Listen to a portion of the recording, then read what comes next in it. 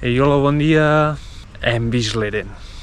Sí, jo crec que és claríssim. O sigui, ja sospitava, però amb el pla final en què se li veuen els ulls, dius, és l'Eren que s'ha fet gran.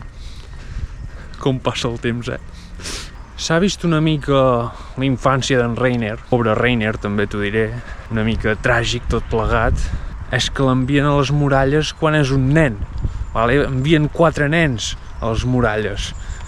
Vull dir, no té gaire sentit, la veritat. Bueno, i llavors que el seu pare és merleià. Ostres! I, com era d'esperar, no en vol saber res de tenir un fill amb una aldeana, m'entens? I s'ha vist que quasi es rendeix. Quasi decideix anar-se'n a l'altre barri. No m'ho esperava, Sort del nen aquell que toca la paret, però... Bueno, sort o males... O sigui, jo, en Reiner encara no és amic meu, vale? O sigui, ha tingut una infància molt tràgica, però segueix anant en contra nostra. I per tant, no sé, jo el que li recomanaria és que si ho veu tan negre en el seu bàndol, potser és que estàs en el bàndol incorrecte, noi. Prova de canviar.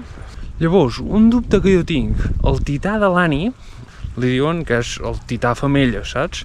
Què passaria si un home agafés aquest poder? No sé.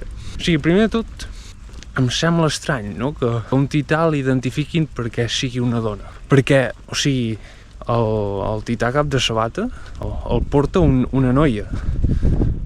Però no es veu que sigui una noia, el tità, m'entens? Que vés a saber què estarà fent l'Annie. S'haurà fet gran o seguirà amb l'edat que va tenir quan es va congelar? Això és que veig a venir que quan menys t'ho esperis, pam, sortirà l'Annie del no-res i diràs, qui és aquesta? L'Annie.